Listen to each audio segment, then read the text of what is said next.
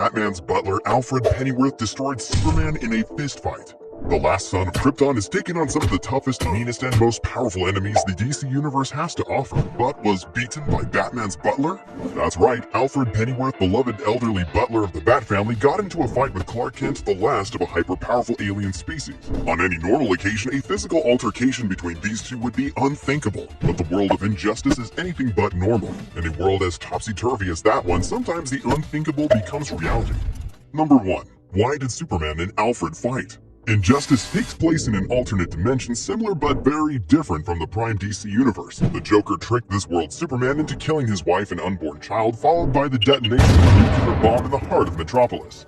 All of this heartbreak at once was simply too much for the Man of Steel. In a fit of burning rage and hatred, completely off color for Big Blue, Superman drove his fist through the Joker's chest in cold blood, killing the madman for good. But Superman's pain and anger didn't stop there. He'd soon create the One Earth regime, a brutal dictatorship with Superman as the supreme leader, forcibly bringing all of humanity under his heel in a misguided effort to curb violence and suffering. But not all of Earth's superhuman community went along with Superman's totalitarian vision for the planet. In fact, the leader that emerged to lead the resistance proved to be none other than Batman. At first, Clark and Bruce simply butted heads as Superman began quickly taking steps to put his new government into place. But something really crazy happened in Arkham Asylum. If this never happened, Alfred would never have fought Clark. When Superman arrived with his right-hand advisor, Wonder Woman, they had a terrible objective. The inmates at Arkham, some of the worst criminals in the country, would be relocated at best and executed at worst. Superman believed that the elimination of criminals would further his goal of a worldwide utopia. Batman obviously disagreed and arrived to stop the two at all costs. However, in a shocking moment of betrayal, Damian Wayne, or Robin, switched sides to stand behind Superman and his regime. This alone would certainly have hurt Alfred more than any of Superman's other moves. Alfred had been like a second father to Damian, and to see the young boy manipulated by Superman's strongman routine would have left Alfred distraught. But Robin's betrayal would only be the first tragedy the day would bring. And that's because during the fight between Batman's forces and Superman's, in a moment of accidental rage and a flash of anger, Nightwing was struck and killed by none other than Robin himself. The sudden death of one of Earth's most empathetic and compassionate heroes would have been bad enough, but the demise of Batman's first son at the hands of his youngest was simply too much to bear. This moment raised the conflict to a new level. But more importantly, Alfred Pennyworth, the loving, caring surrogate parent to all those young men and women that Bruce brought into his life of vigilantism over the years, lost 2 sons that day. In fact, Alfred was so heartbroken that when Catwoman arrived at the manor to comfort Bruce, she found the butler drowning his sorrows by staring at the bottom of a bottle. The blame for these losses, Alfred believed, lay squarely on the shoulders of none other than Clark Kent. And when time came to take the fight to Clark himself, Alfred took his chance.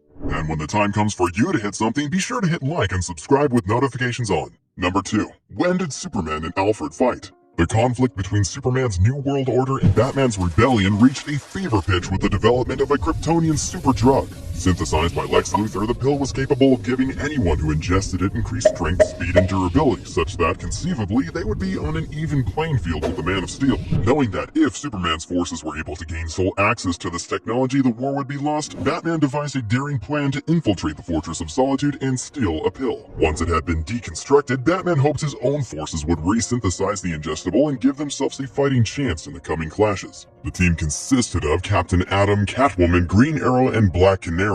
While Captain Atom battled Superman to keep him busy, the rest of Superman's squad made it into the fortress, where they were surprised to find Superman's parents, Martha and Jonathan Kent, holed up and safe from their prying eyes. Their distraction didn't last long, however, as Wonder Woman's sword cut through Captain Atom's skin and caused a 7-megaton nuclear detonation in the upper atmosphere. Superman, whom Atom had hoped the explosion would have killed, survived, and when he returned to his fortress, he was not happy. An explosion at the entrance to the cave had prevented all but Green Arrow from actually entering Superman's inner sanctum. Oliver tried to fend off against the enraged Supes, but his arrow dinged off the Man of Steel's skin and injured Jonathan Kent, only making Clark angrier and more volatile. Realizing he had no way out, Green Arrow made the only play he had left. Only able to swipe one single pill without Clark seeing, Oliver latched the payload to an arrow and launched it past Superman, far out into the tundra where his comrades were waiting. Afterwards, Superman promptly beat Green Arrow to death without mercy, even as his own parents screamed at him to stop. When Superman finally finished murdering one of his oldest friends, he realized he'd been tricked and that one of the pills had been successfully taken. He raced to the Batcave, seeing only red.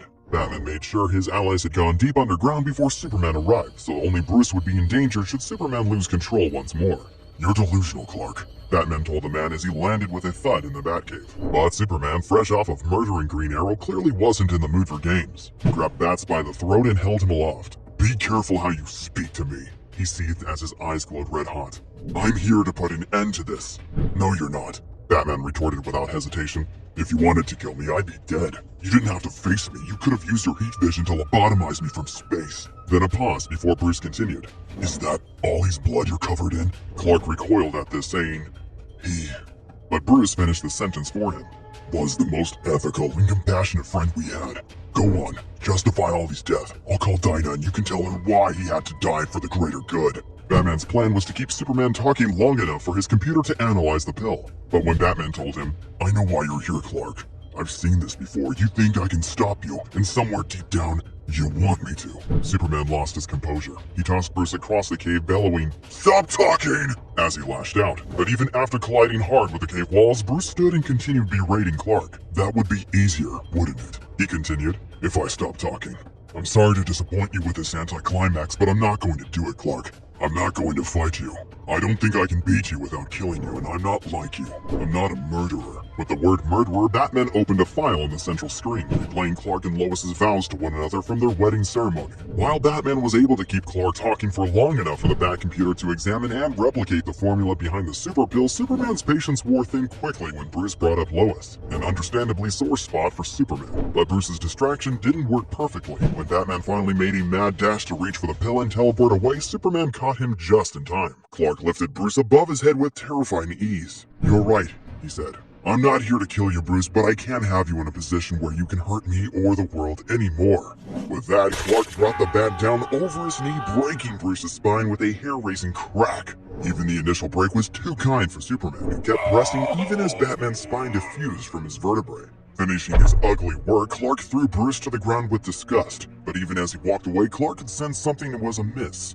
"What did you do?" he asked in shock when he saw that the formula had been uploaded to a remote computer. Bruce, in immense pain and barely conscious, replied, "I gave us a chance. We can synthesize it now. We can stand up to you."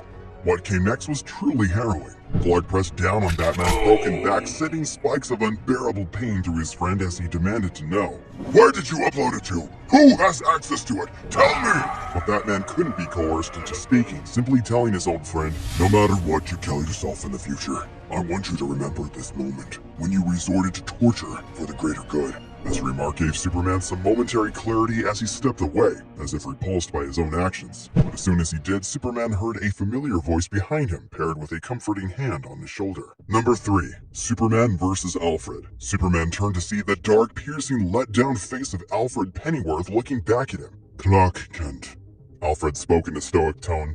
"Alfred?" Superman responded once he turned. But the surprise of being confronted by Bruce's butler blinded Clark to the real danger staring him straight in the face. The super pill that Batman had been scanning was absent from the table, which meant that instead of the feeble old man, Clark was now facing a human being with powers on par with his own. Suddenly, without warning, Alfred Pennyworth thrusted his forehead into Superman's nose with such unexpected power that it took the Man of Steel completely by surprise. It's doubtful Superman has received a single hit as devastating as this in years, and that includes the nuclear blast he recently walked away from. On impact, Superman's nose exploded in blood from the force of the headbutt. Clark fell to the ground silently, nearly losing consciousness as Alfred stood over him, fist balled, ready for more. "I'm so disappointed in you," the butler said matter-of-factly as he approached for another walloping. "No more," Alfred demanded as his super-powered foot rocketed into Superman's chin, sending Kryptonian blood scattering across the floor of the Batcave. "Do you hear me?" he asked as his fist sent Clark's head glancing with a sickening crack into the stone floor. Finally, Alfred let all of his anger out. Everything this would-be dictator had taken from him was finally his to take back. The butler began yelling at the man who had taken 2 of his children away as he pummeled him into the ground again and again. "You don't get to hurt my family anymore!" Alfred yelled, finally, blow after blow, sending Superman's skull crashing again and again into the ground. This was, in all honesty, one of the most one-sided beatings Superman may have ever taken. Alfred was able to take Clark so completely and totally by surprise that the last son of Krypton could do nothing but crumple to the floor and wait for the beating to be over. Finally, when Alfred determined Superman had had enough, he stepped out from over Clark's beaten, bloody body. Calmly, with impressive poise for one who had just defeated the most dangerous and powerful man on Earth, Alfred walked over to Bruce saying, "Easy, Master Bruce. I've got you." "What about Bruce began to ask, but Alfred quieted him before he could finish his question, knowing that even though the blood oozing from his ears, Superman could still hear his words. "We have everything we need, sir," Alfred said as he carried his son towards the teleporter. "There's nothing worth saving here. Never piss off the Butler." Well, that about wraps it up for this video. I've been Morse Code, you've been awesome, and on behalf of Plot Armor Comics, we sincerely thank you for watching, and we hope you have a wonderful day.